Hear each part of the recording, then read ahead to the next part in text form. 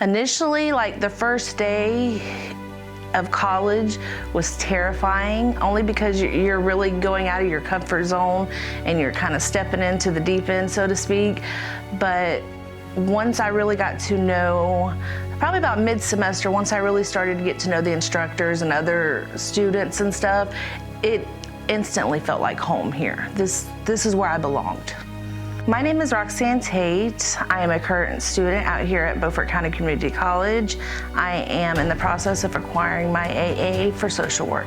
Once I graduate this spring with my associate's degree, my plan is to continue on to get my bachelor's. I'm still kind of in the middle if either I want to continue with social work or if I want to do psychology, but they kind of have the same path as far as the education goes. But while I'm doing that, I would like to either work out here at Beaufort as an advisor or a counselor, and my long-term goal is to work with the Department of Social Services. I myself am a child of adoption, and I grew up in the system as far as watching my adopted parents take in children that were abused, neglected, anything negative and that could possibly be done to a child. I've seen firsthand the results of it, and if I can have the smallest impact on any of them, I myself, I want to help. I want to be out there, and I want to be that helping hand that could save someone's life in the end.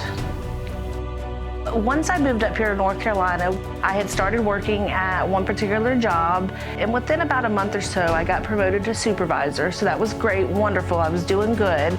But after about a year of being there and holding all the responsibilities that a supervisor holds, opening stores, closing stores, being accountable for money and everything, I later found out that a regular cashier that had been there for quite a few years was actually making more money than I was, and it was due in part because of my lack of education. That was my point to say, this is unacceptable and I have to change that. With the added support and encouragement from the teachers and instructors over in Building 8 and the GED program, they sold me on the ideal of coming over and at least just doing one class at a time, just kind of getting your feet wet and seeing if it was something that I was able to do. Initially, when I started out here at college, the first semester, the only thing I had on my mind was going to class, getting my work done, and going home. I felt with me being a non-traditional student, meaning that I didn't come straight from high school into college. I'm much older, I have a family.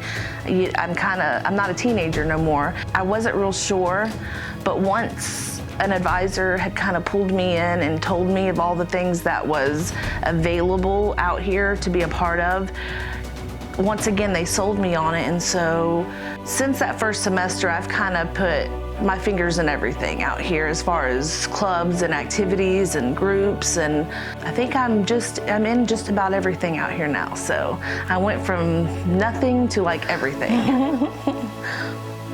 I am student government secretary. I am also the honor society, which is Gamma Beta Phi. I'm the historian for that club. I am also the vice president for the LGBT Club out here, as well as an ambassador for the whole college. I can't exactly put Queen BCC on my resume, but you know, I can still promote my YouTube channel. I've never been scared to talk to anyone. I've always been a very social person. I count that as a blessing. I'm great with people. But since coming out here to college and really being in everything that I can make time for to be in, I've met so many new people that maybe out on the street I necessarily wouldn't have connected with. That's one thing that's so great about a community college, is that you're not getting just the high schoolers coming straight from high school. You're getting 16-year-olds, you're getting people my age that are non-traditional students, and you're even getting people that are grandparents out here.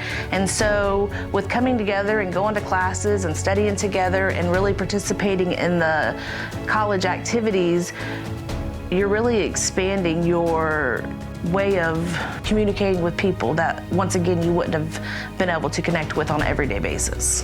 And you're really building relationships that honestly will last years and years to come.